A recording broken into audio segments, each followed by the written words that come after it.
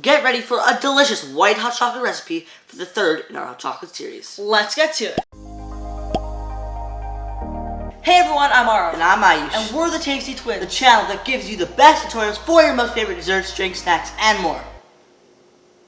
Plus, we occasionally do some awesome baking challenges, so if you're new here, consider subscribing. This vanilla hot chocolate is super duper easy to make and takes no time at all, so let's get started.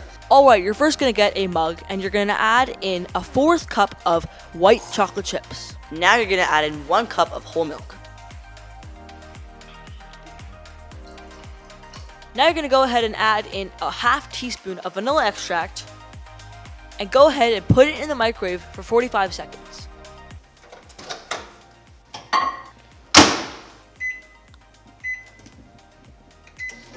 Make sure to mix your white hot chocolate with a fork in the end to make sure there are no chocolate clumps. You are now done! This super duper easy white hot chocolate recipe for one. Hey everyone, thank you so much for watching. If you enjoyed our video, make sure to give us a thumbs up down below. Click here for our last video. Click down there for our hot chocolate series. And click here to subscribe. See you in our next video. Bye.